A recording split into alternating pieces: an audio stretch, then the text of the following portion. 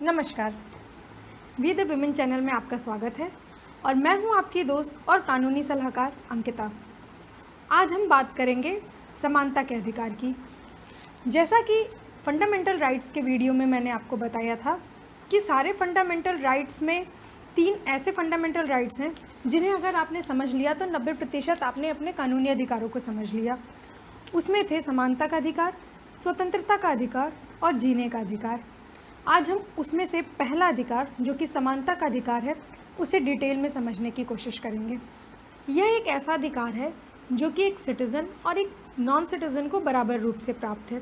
Citizen यानी जो भारत का नागरिक है, नॉन सिटीज़न जो भारत का नागरिक नहीं है परंतु भारत में रह रहा है।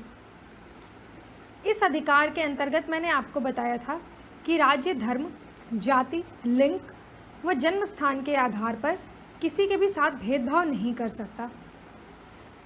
इस राइट के अंतर्गत ये भी आता है कि इन नॉर्मल कंडीशन साधारणतया इस बात से राज्य को कोई फ़र्क नहीं पड़ता कि आप अमीर हो, गरीब हो, ऊंचे हो, नीचे हो, सरकारी हो या गैर सरकारी।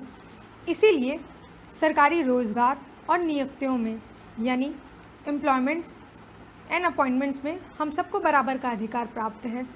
परंतु इस अधिकार में एक क्लॉज है कि अगर राज्य चाहे तो वह रीज़नेबल क्लासिफिकेशन कर सकती है।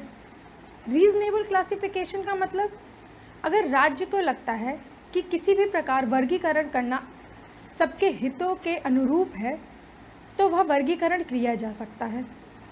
अब इसको समझने के लिए मैं आपको एक छोटा सा एग्जांपल देती हूँ। जैसे किसी भी सरकारी नौकरी में डॉक्टरों के पद की नियुक्ति के लिए विज्ञापन आया तो हम सबको पता है कि अगर किसी डॉक्टर की नियुक्ति करनी है तो उसके लिए एक मिनिमम क्वालिफिकेशन आपकी एक MBBS है। परंतु कोई यह क्लेम करे कि चूंकि हमें समानता का अधिकार है अतः MBBS की डिग्री ना होने के बावजूद भी हमें इस नियुक्ति के पात्र समझा जाए। यहाँ रीज़नेबल क्लासिफिकेशन का कॉन्सेप्ट आता है कि कोई कार्य जिसमें एक स्पेशल स्किल की ज़रूरत है उसमें हम सबको बराबरी का अधिकार नहीं दे सकते। यहाँ हमें यह वर्गीकरण करना पड़ेगा कि उस कार्य के लिए किस योग्यता का व्यक्ति सबसे ज़्यादा उपयुक्त होगा। ये तो हुई प्रिंसिपल की बात। अब हम इस अधिकार को थोड़ा केस लॉज के थ्रू डिटेल में समझने की कोशिश करेंगे। तो पहला मैं आपको जो एग्जांपल देना चाहती हूँ वो है equal pay for equal work. यह 2006 का केस लॉ है जो UP sugar corporation versus Santraj के केस में सुप्रीम कोर्ट ने बोला था। इस केस के अंतर्गत यह कहा गया था कि अगर आप सेम पोस्ट पे काम करते हैं, काम का जो नेचर है वो सेम है, तो आपको यह हक बनता है कि आपको वह बराबर पेमेंट मिले, वह बराबर सैलरी मिले जो कि उसी कार्य को करने वाले दूसरे व्यक्ति को भी मिलता है। यहाँ पे राज्य किसी भी प्रकार का कोई अंतर नहीं कर सकता।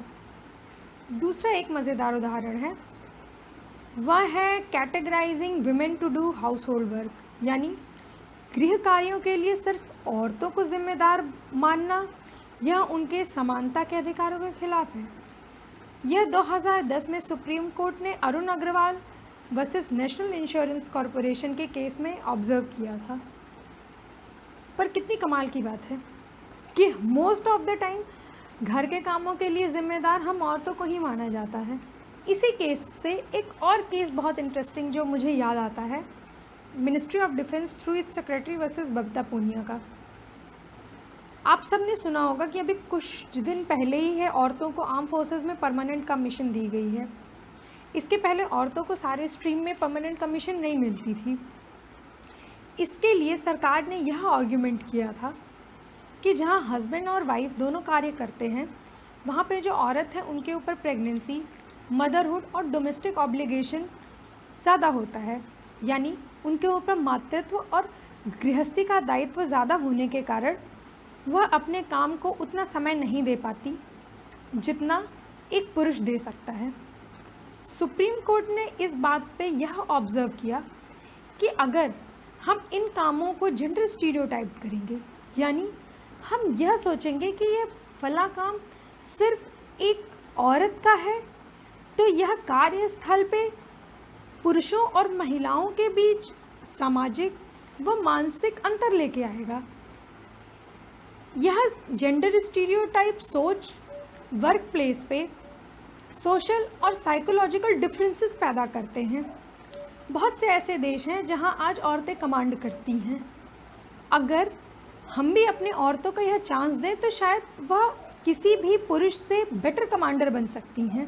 किसी भी व्यक्ति का मूल्यांकन उसकी दक्षता के आधार पर करना चाहिए, ना कि उसके लिंग के आधार पर। इस बात को हम एक और केस के थ्रू समझते हैं। यह केस था air India versus Nargis Mirza का। इस केस में ऐसा था कि सर्विस रूल के अनुसार अगर कोई फीमेल केबिन क्रू है तो वो मैक्सिमम 35 साल तक, या अगर ज्वाइनिंग के 4 साल के अंदर उसने शादी कर ली, या पहली प्रेगनेंसी होने पर उसको नौकरी से इस्तीफ़ा देना पड़ता था। परंतु अगर वही केबिन क्रू मेल है तो वह 58 साल तक काम कर सकता था। सुप्रीम कोर्ट ने सीधे सीधे इस केस में ऑब्जर्व किया कि यह तो हमारे समानता के अधिकारों के खिलाफ है। यहाँ तो हमारे साथ डिस्क्रिमिनेशन हो रहा है on the basis of sex.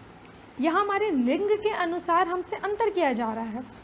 कोई पुरुष है तो वह 58 साल तक काम कर सकता है, पर अगर कोई महिला है तो वह सिर्फ इसलिए कि वह 35 साल की हो गई है, या उसने नौकरी के 4 साल के अंदर शादी कर ली है, या उसको बच्चा होने वाला है, इसके लिए उसको नौकरी छोड़नी पड़ेगी, या उसके साथ भेदभाव का व्यवहार है।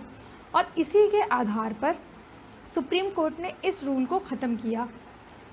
एक और उदाहरण है जो कि मुझे ऐसा लगा कि शायद मुझे आप लोगों को यह चीज़ बतानी चाहिए, वह है बैन ऑन सेक्स सिलेक्शन। अब यह कैसे समानता के अधिकारों की अवहेलना करता है।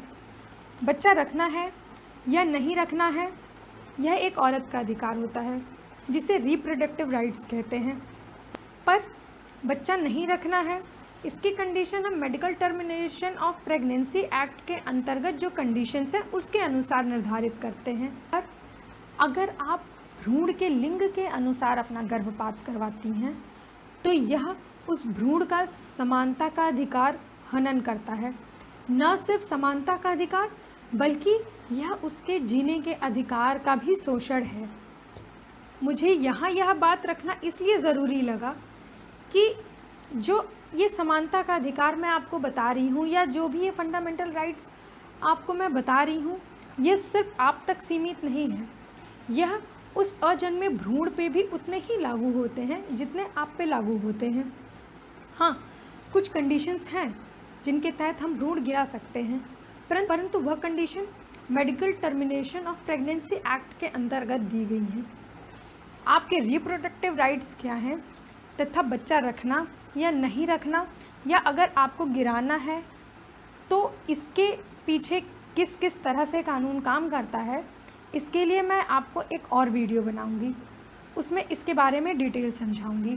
पर इन सब से एक बड़ी कमाल की बात आती है, और वो कमाल की बात यह है कि हम औरतें जब भी अपने बराबरी के हक़ को अपने घर में या अपने सोसाइटी में मांगती हैं तो हमें विद्रोही कहा जाता है।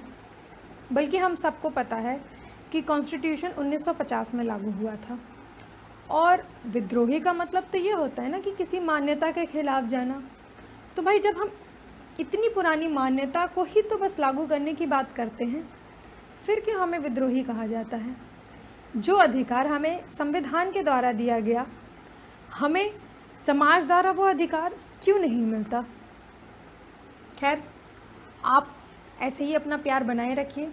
मुझे आप लोगों ने बहुत प्यार दिया है, और कमेंट के माध्यम से बताइए कि और ऐसे कौन कौन से टॉपिक हैं जिन पे आप यह चाहती हैं कि मैं आपसे बात करूं। तब तक आप अपना ध्यान रखिएगा। धन्यवाद।